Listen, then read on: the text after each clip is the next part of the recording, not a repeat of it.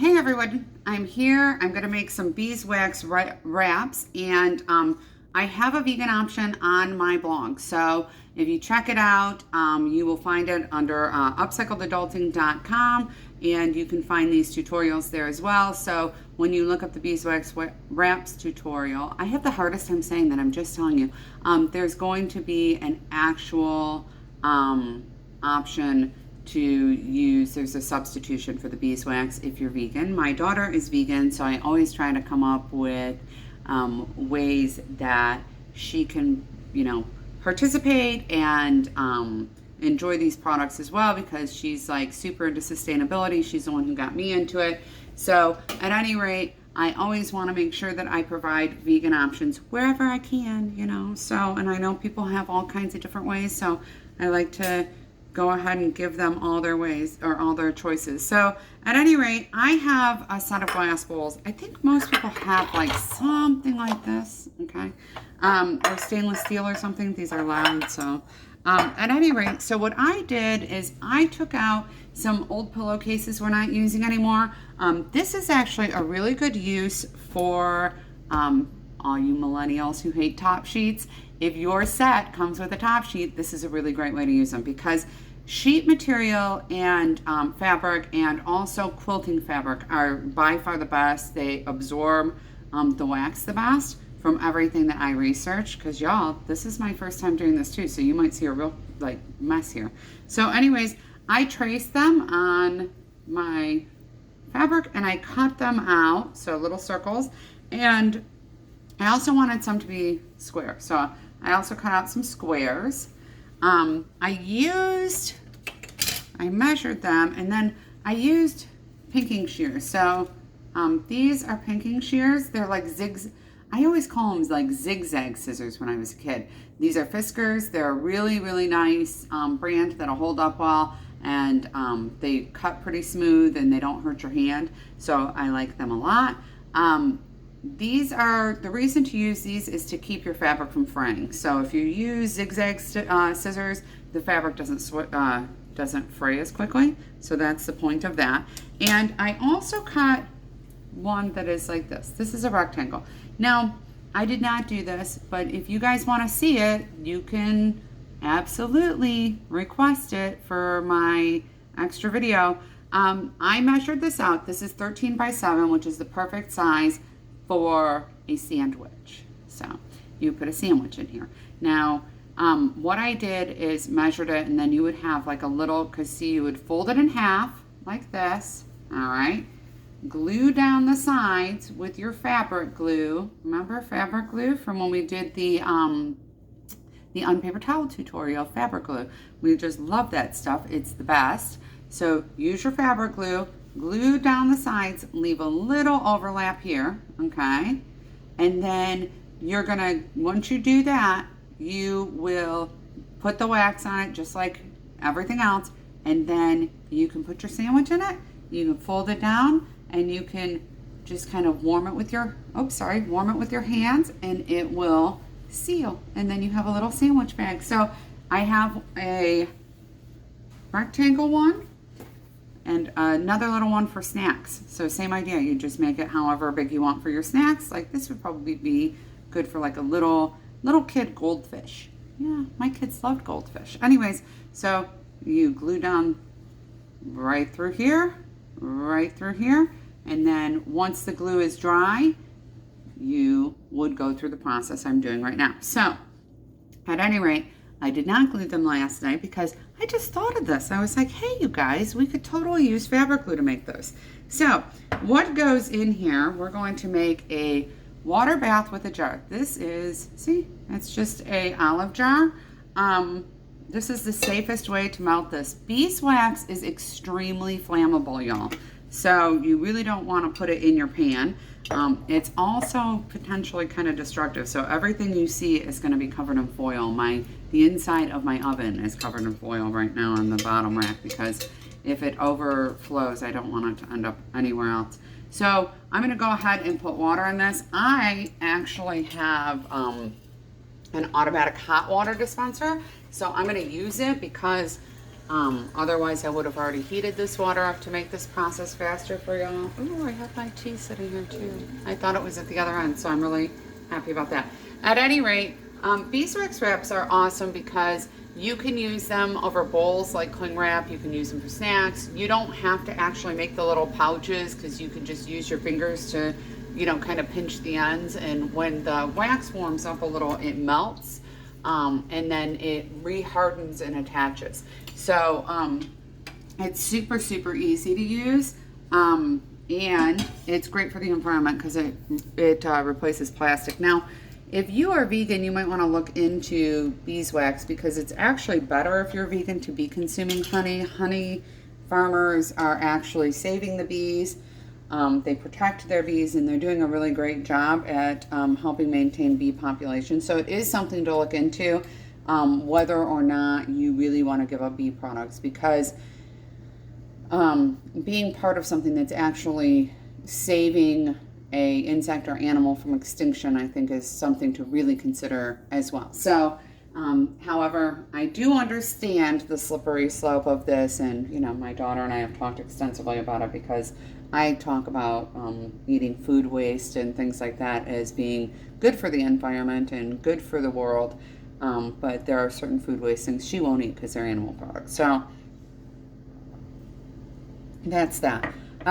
The 3 ingredients that you need for beeswax wraps, see, again, aside from the fabric, are jojoba oil. You can use any food grade oil, but I'm using this because it's antimicrobial. So that is really helpful for something you're going to put food in all the time. Damara resin. You can also use pine resin, but it's going to make your wrap smell like pine, and it smells so strongly like pine that the flavor will transfer, so your food will taste like pine. It comes, I bought it like this and I was surprised that it came in a plastic bag, but it did. And these things, I'm just telling you, they are like big crystals, see, like that, which you can put right into your jar, but they're gonna take quite a while to melt.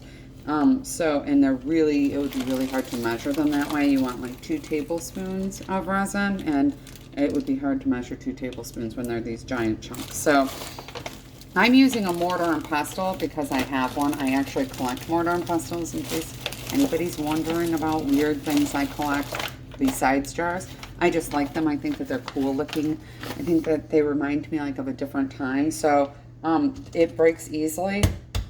I actually have already done some. And you don't need to get it down to a super fine powder. You just need to break it up enough so that you can measure it and it will melt a little easier. So that's what I've got there. The other thing that you can use, and that I think that people like, it's underrated and people don't use it, is your meat tenderizer. So if you have a meat tenderizer, you can put anything basically between 2 layers of fabric, 2 layers of, you know, whatever, and smack it and break it up. So depending on what your counters are made of, be careful, especially if they're like marble. Granite is really hard, so you're not likely to have that problem. And then beeswax. All right, so there's links to all of these things on my page, and I have to get my my measuring cup, so I'm going to take you with me. So anyways, there's absolutely there are links to all of these products on my page. I tend to like get an idea that I want to make something, and I just hit up Amazon and have them send it to me. The resin you're likely to find at a craft store. It's actually used for making paint. The beeswaxes, a lot of health stores have beeswax, or I think Whole Foods even sells it. So at any rate, I use stainless steel measuring stuff for things like this because it's not porous. I've mentioned that before in videos, so I'm telling you again so you remember in case you don't. And then I'm going to go ahead and measure this out. Now, my oven has been preheating to 175 for like, I don't know, through all these tutorials because I just prepped everything and then I turned it on. So my oven is already preheated. If it's easier for you, you could use 2 half cups and then just dip it into the bag because sometimes the pouring thing is a big pain, and I know that. So I'm going to pour this into the jar. You could use a funnel, and I have funnels, but I'm going to just do it this way and use my hand kind of as a funnel. These are the pellets. If you don't get the pellets and you get the blocks, which is fine, I didn't find there to be a cost difference that made sense. So if you get the blocks though, then you need to grate it first, and you can just use a cheese grater to do that. That'll work just fine. I have a special grater I use in my house, like if I'm making soap for my laundry or whatever, I will sometimes grate like bar soap or things like that, and so I have a special grater in my house for that. If you use that grater, then you know, that's fine, because you don't have to worry about trying to clean it all out. Otherwise, I think the soap kind of gets stuck. I don't know. You can put it in hot water.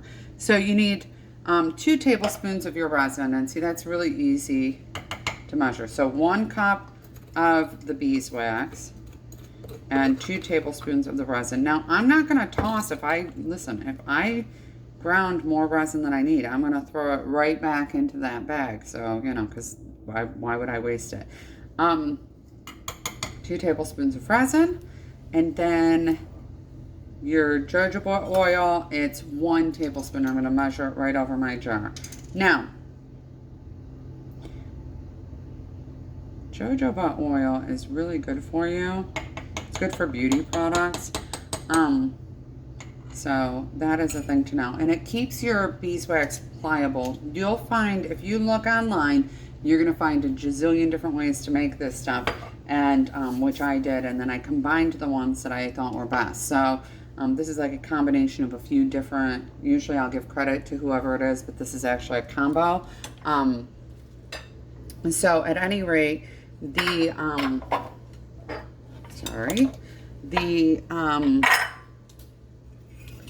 if you look, you'll find some that just have beeswax. Those ones are going to be really brittle. These will need to get recovered at some point. I'm going to put this right into my hot water. Okay. So I put it right in the middle of my pan. You can see that. Alrighty. Making sure. And I'm going to turn that on.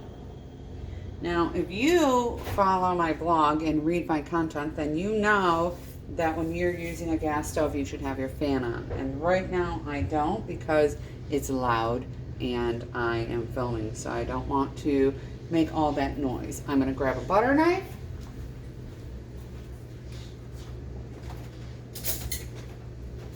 All right, and that's just for stirring. So again, keeping the stainless steel. When this melts, it's going to be all liquid like the oil was to begin with. And I'm not sure how long it's going to take, but we're going to hang out together until it's done. So, there we go. All right, so, and if it starts to get hot around the rim, which it might, you can always use tongs. These are silicone coated, which makes them grip the jar better. So, you could use metal tongs and drop them right in there. That would be fine too. And that is it. So this makes a really nice gift. When you get done with these, you can roll them up and put some twine or string around them. You can actually use them to wrap a gift if you had a gift you wanted to wrap. They make a super, super nice gift for somebody who is moving, or like even a teacher gift, something like that. Just because it's something a little different and it's homemade, you can pick different fabrics. If you've ever been in the quilting section in your local fabric store, you know they have a million different fabrics. You can also actually go online and get pre-cut squares. If you do that, I have a link to do that. If you do that, you want to get the 12 by 12 squares, because that way they're big enough for pretty much whatever anybody's going to want to use them for. And they are amazing. So I'm going to let that sit for a minute. It's really nice and warm. You do not want to make this water boil and splash everywhere. That's just going to be a huge pain, and you don't want to deal with that. So that's what we've got. And while I'm waiting, I'm going to take my foil covered cookie sheets. I think it's probably better to use the ones with rims, but These ones just fit better into my